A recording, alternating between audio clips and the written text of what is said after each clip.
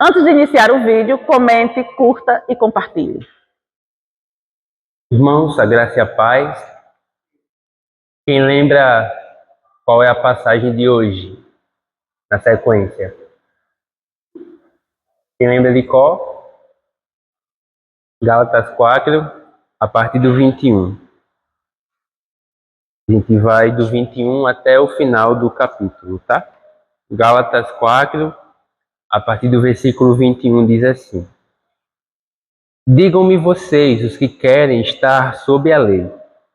Será que vocês não ouvem o que a lei diz? Pois está escrito que Abraão teve 2 filhos, um da mulher escrava e outro da mulher livre.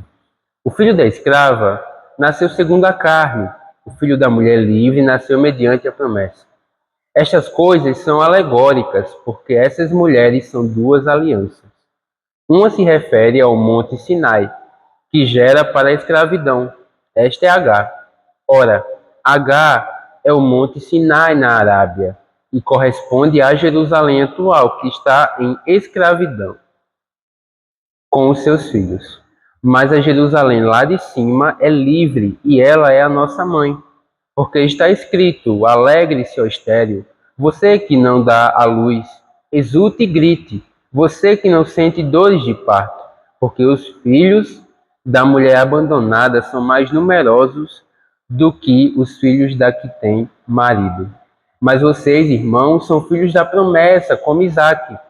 Como, porém, no passado, aquele que nasceu segundo a carne perseguiu o que nasceu segundo o Espírito, assim também acontece agora. Mas o que diz a Escritura? Ela diz: mande embora a escrava e seu filho, porque de modo nenhum o filho da escrava será herdeiro com o filho da mulher livre. Portanto, irmãos, somos filhos não da escrava, mas da livre. Pai, a nossa oração é pedindo que o Senhor fale conosco por meio dessa palavra, que o Senhor nos alimente com esse alimento sólido, alimento espiritual, e que eu e os meus irmãos, a partir do texto dessa noite, possamos crescer na graça e no conhecimento de Deus. Em nome de Jesus, amém. Irmãos, ao longo dos 4 capítulos de Gálatas, o apóstolo Paulo, ele se dirige quase que na sua totalidade a um grupo específico de pessoas. Aqueles que tinham ouvido o evangelho de Jesus e que, convencidos pelo Espírito Santo da sua veracidade, decidiram abandonar a sua antiga religião, a religião judaica, para viverem agora uma vida compatível com a mensagem cristã. Porém, nessa igreja tinha um outro grupo de pessoas, homens e mulheres que são chamados pela Bíblia de gentios, pessoas que não tinham o sangue físico de Abraão, mas que tinham fé em Cristo, e que isso os fazia serem descendentes espirituais desse patriarca. Então, basicamente, o apóstolo Paulo, ele se dirige a esses homens e mulheres que compunham a igreja que estava ali na região da Galácia. Porém, a mensagem de Paulo nesse final do capítulo 4, ela é endereçada, pelo menos inicialmente, a um terceiro grupo de pessoas, aqueles que ele diz que querem estar sob a lei. Diz aí o versículo 21, digam-me vocês os que querem estar sob a lei. Quem são essas pessoas? A quem Paulo se dirige nesses termos? Vocês que querem estar sob a lei. Esses são todos aqueles, independentes da sua nacionalidade, que na prática ignoram a obra de Cristo na cruz e que buscam redenção e perdão de pecados através não da morte do Senhor, lá no madeiro, mas através das suas próprias obras. Irmãos, pensem da seguinte forma: o que Deus pede de você e de mim?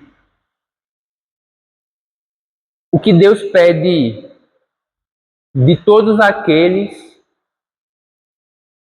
que nasceram de novo? Deus pede de todos nós uma única coisa. Deus pede obediência. Obediência perfeita somente a Ele.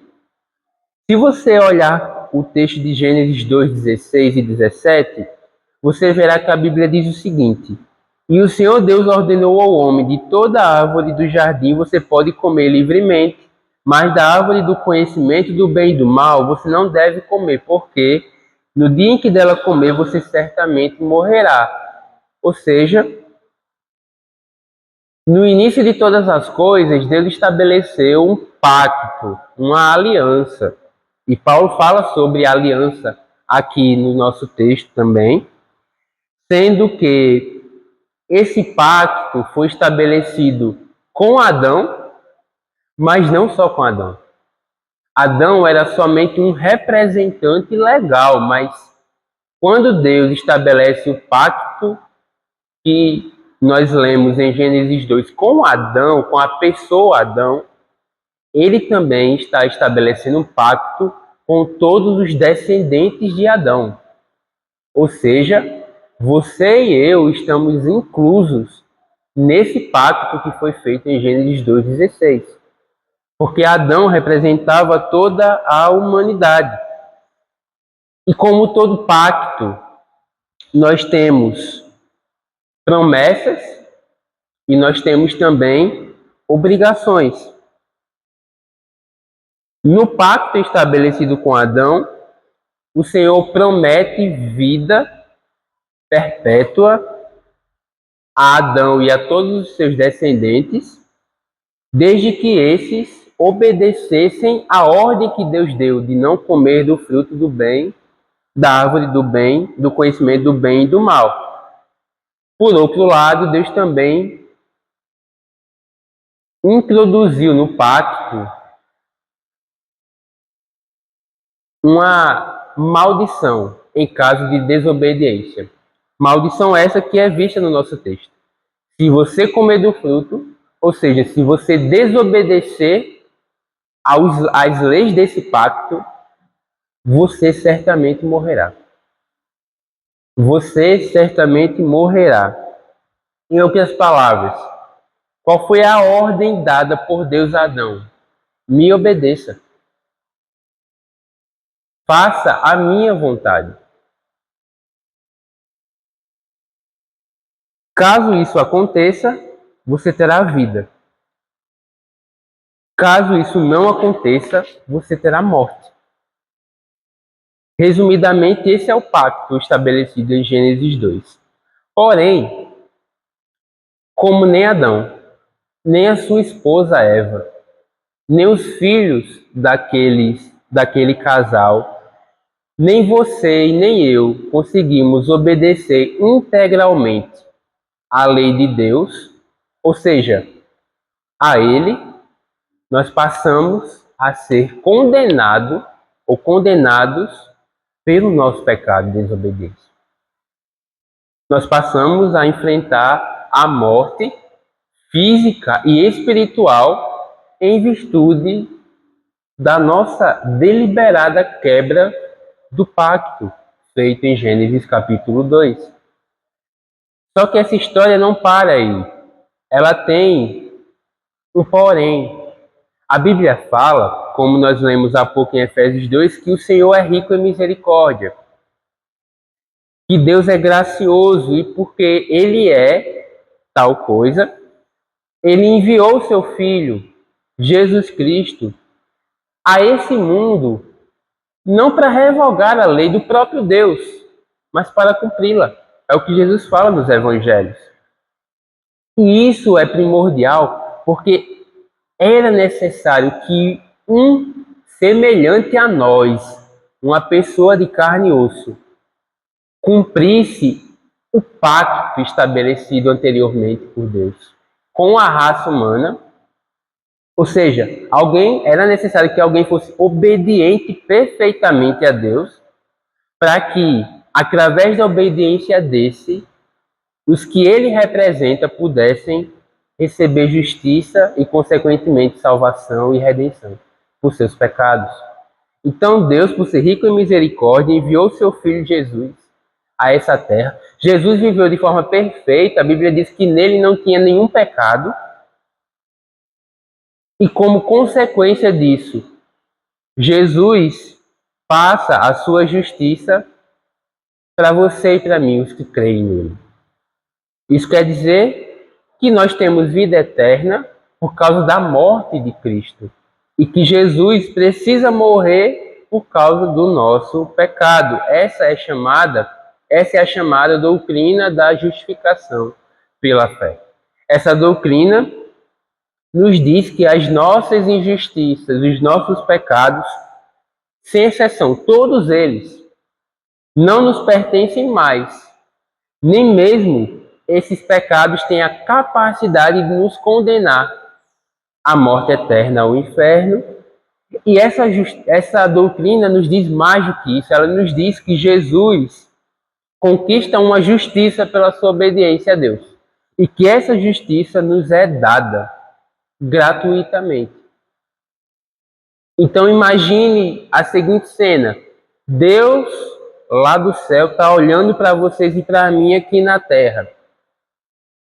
Só que quando ele olha para vocês e para mim aqui na terra, ele não enxerga os nossos pecados. Ele não enxerga as nossas transgressões. Porque quando ele olha para você e para mim, esses pecados e essas transgressões estão cobertas pelo sangue do Senhor Jesus. Então, quando o Pai olha para você e para mim, ele não vê o nosso pecado, porque ele vê o sangue do seu Filho que foi derramado em nosso favor. Por isso que não há condenação para nós que estamos em Cristo. Segundo Coríntios 5:21 diz: aquele que não conheceu o pecado, o Senhor Jesus, Deus o fez pecado por nós para que nele fôssemos feitos justiça de Deus. Na cruz, Jesus recebe toda a condenação do pecado daquele que nele crê como seu salvador pessoal. Ao mesmo tempo em que a justiça de Jesus, conquistada com a obediência dele a essa lei, a esse pacto, nos é passada gratuitamente. Há uma troca nesse momento, uma troca espiritual. Então é por isso que Jesus precisou morrer na cruz. E é por isso que nós podemos ter certeza da nossa redenção. Porque houve essa troca. O nosso demérito passou a ser dele. E o mérito dele passou a ser nosso. Por isso que ele morreu e por isso que nós temos certeza da nossa redenção. Agora, o ponto do texto de Gálatas 4 é que nem todas as pessoas creram, aceitaram e viveram a doutrina da justificação pela fé na época do apóstolo Paulo. Esses homens que Paulo diz que são os que querem estar sob a lei, basicamente, por causa da sua pedância e do seu orgulho espiritual, diziam: eu não preciso da obediência de Jesus para comprar a minha salvação. Pela minha própria obediência a Deus, eu consigo sim ter redenção dos meus pecados. Esses eram os que não estavam na graça de Deus, mas eram os que estavam vivendo sob a lei. E Paulo pergunta a eles ainda no verso 21, será que vocês não ouvem o que a lei diz? Ou seja, vocês realmente entenderam o que a lei pede de vocês e de mim? Para que essa atitude de vocês seja justificável, vocês não podem ter compreendido o que a lei pede de vocês e de mim. porque homem nenhum é capaz de obedecê-la, exceto o próprio Cristo, o Senhor Jesus. E o interessante é que esses que estavam sob a lei na época de Paulo achavam que sim. Eles achavam que tinham compreendido a lei, compreendido o propósito dessa lei, o lugar dela na vida do homem, e mais do que isso, eles se vangloriavam por terem a lei para sua própria obediência. Eles achavam que, por serem descendência de Abraão, isso já os garantia um relacionamento saudável com o próprio Deus. Porém, essa ideia ela passa a ser desmentida pelo apóstolo Paulo com uma analogia muito curiosa que ele faz a partir do verso 2, tendo como base a história de duas mulheres chamadas Agar e Sara. Ele diz no verso 22, pois está escrito que Abraão teve dois filhos, um da mulher escrava e outro da mulher livre. Então aqui, irmãos, Paulo vai usar uma analogia, como ele fala no verso 24, ele diz, estas coisas são alegóricas. Analogia essa baseada na história, como eu falei para vocês, dessas duas personagens bíblicas, Sara e Agar, mulheres de Abraão, sendo que um ponto importante, quando ele diz que essa mensagem aqui, ou melhor, que essas mulheres são duas alegorias, ele não está dizendo que a história dessas mulheres descrita no livro de Gênesis não existiu.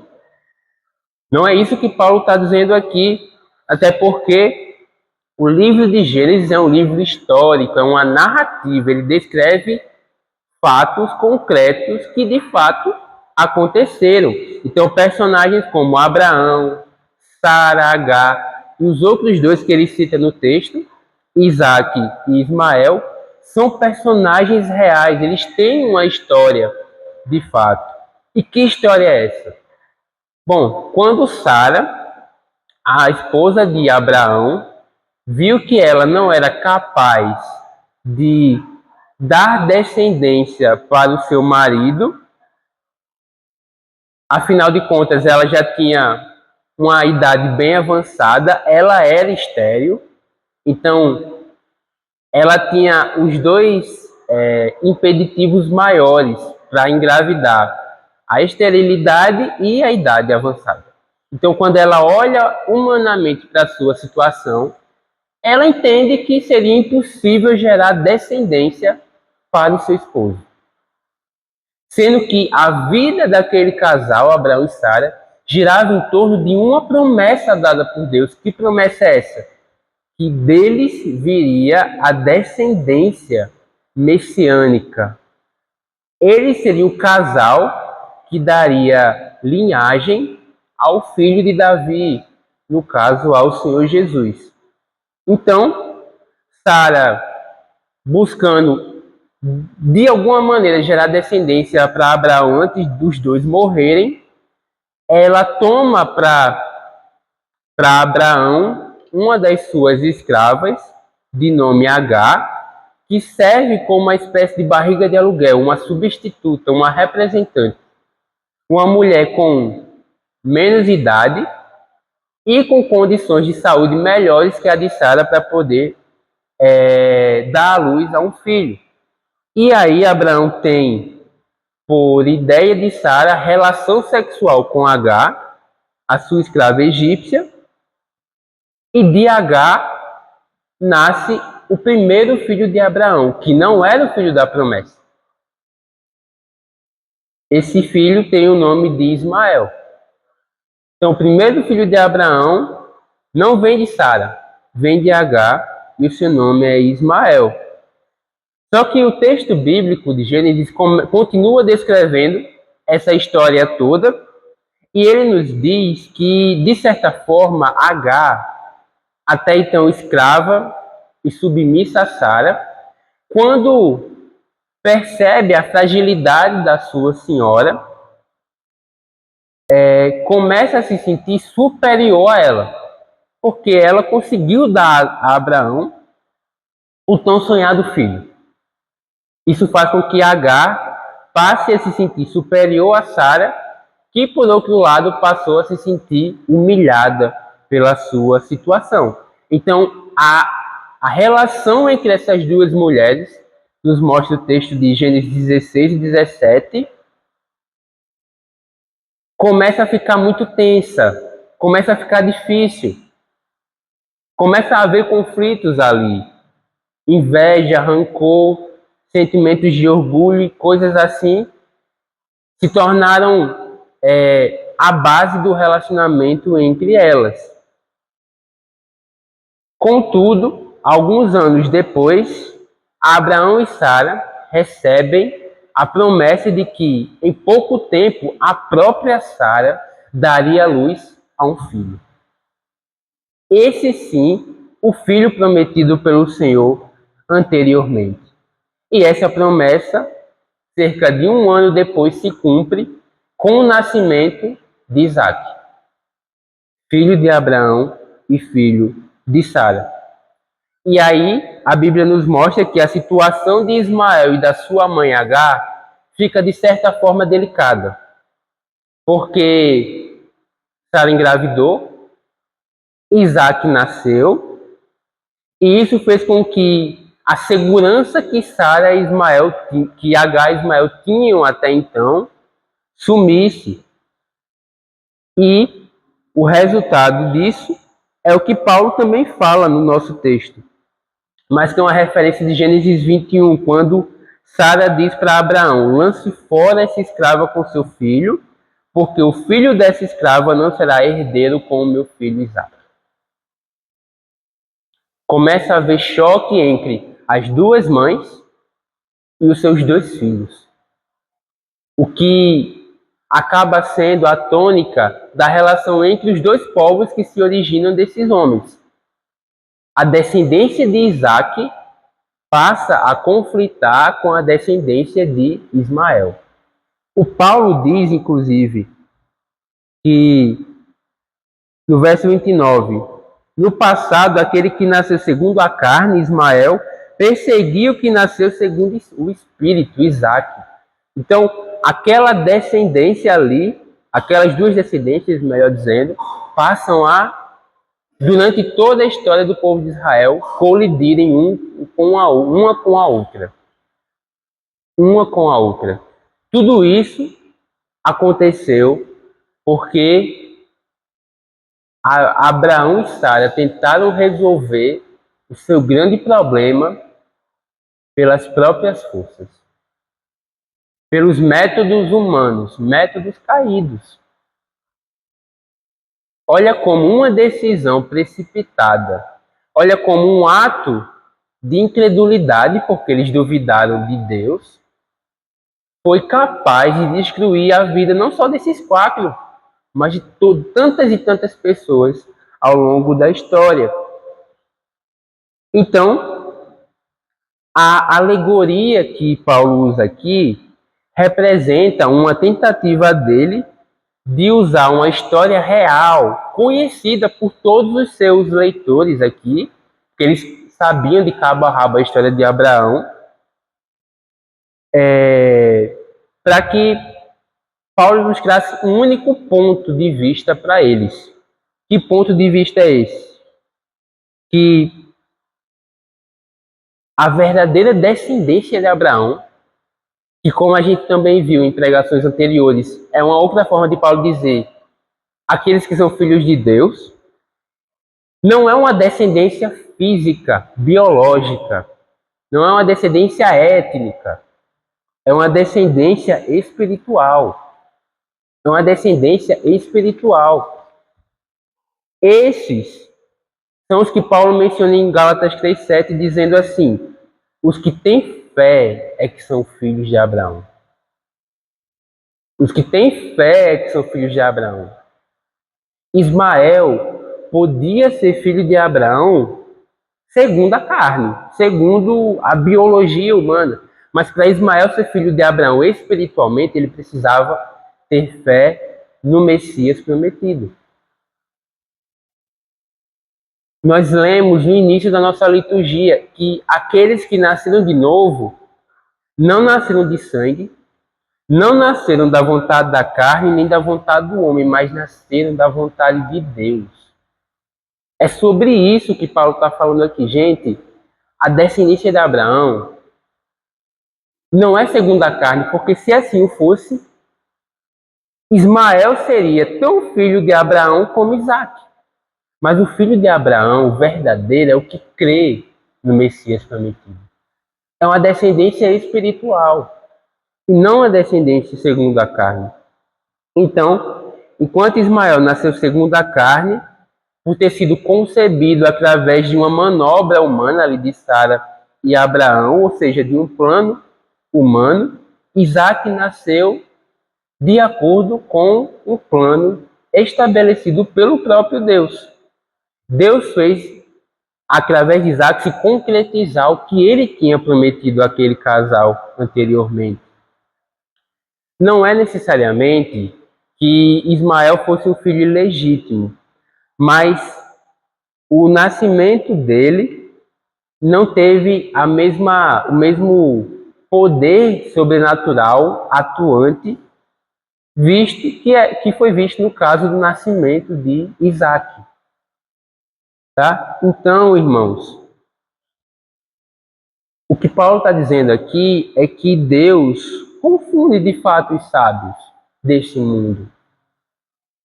Deus confunde os homens porque Deus transforma as circunstâncias de formas inesperadas. Deus faz sair do nada alguma coisa. Deus faz uma maldição se tornar bênção e vice-versa. Então, o nascimento de Isaac ele não era só improvável, ele era impossível aos olhos dos homens. Mas Deus interveio naquela situação. E o ponto aqui é esse. O Senhor cumpre as suas promessas e, detalhe, Deus faz o impossível acontecer para que o seu plano seja levado a cabo, para que a sua vontade aconteça. Deus faz coisas que, humanamente falando, são impossíveis. Essa é a mensagem de Paulo aqui. Deus faz filhos espirituais de Abraão nascerem não da vontade da carne, mas da própria vontade dele, do Senhor. Ele traz outros Isaques à existência. Como Juan falou, a gente, antes de Cristo, éramos considerados, espiritualmente falando, pessoas mortas. E para que o morto volte a viver, só um ato sobrenatural de Deus.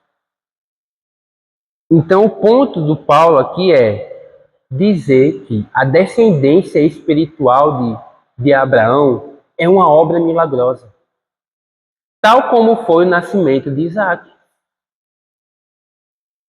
Irmãos, Paulo está dizendo, porque o grande tema dele é salvação, de que homem nenhum consegue se redimir perante Deus por meio de uma obra do próprio homem. Ninguém consegue chegar aos céus pelas próprias forças, como, por exemplo, aconteceu com Ismael. Ismael nasceu, mas aquilo não concretizou a promessa de Deus. Porque porque foi uma tentativa humana de fazer aquilo que só Deus poderia fazer. Então, quando o apóstolo Paulo olha para a história de Sara e Agar, bem como de Abraão e tudo mais, ele já consegue ver ali o evangelho sendo anunciado. O evangelho não das obras ou da lei, o evangelho da graça de Deus. Ele está vendo o evangelho através da vida dessas pessoas. Ele está fazendo uma analogia para mostrar àqueles irmãos o que é de fato o evangelho. O Evangelho da Graça é a mensagem que diz que Deus redime pecadores de forma maravilhosa, sobrenatural, por meio do Filho dele, que morreu na cruz e ressuscitou num domingo como esse, no terceiro dia. 3 dias após a sua ressurreição, no primeiro dia 3 dias após a sua morte, no primeiro dia da semana. Então, Paulo finaliza o texto dizendo: portanto, irmãos, somos filhos não da escrava, mas da livre. Somos filhos não da escrava, mas da livre. Ou a gente age como descendentes de Ismael, que são os escravizados pela lei do verso 24, ou nós seremos descendentes espiritual de Isaac, os que, de acordo com o verso 26, pertencem a Jerusalém do Alto. Não pertencem ao monte Sinai, aqui na terra, mas pertencem ao monte, a Jerusalém do Alto. Esses são os filhos de Isaac. O verso 28 diz que esses são os filhos da promessa. Esses, como diz o verso que a gente acabou de ler, o 31, são os que foram libertos por Deus de acordo com a sua graça. Ou nós nos comportamos como legalistas e moralistas, filhos de Ismael, pessoas que buscam, como Sara, Agar e Abraão naquele episódio, fazer o impossível para os homens pela força do nosso próprio braço, no caso, buscar salvação pelos nossos méritos, ou então nós agimos como os descendentes de Isaac, os que nasceram de novo de forma sobrenatural, que foram redimidos por Deus de forma sobrenatural através da obra de Jesus. É sobre isso o que o apóstolo Paulo expõe no final do capítulo 4. Moralistas, legalistas ou pessoas que não estão sob a lei nesses termos aqui, mas que nasceram de novo pela graça do Senhor e que continuam a viver as suas vidas baseadas nessa mesma graça. Vamos orar?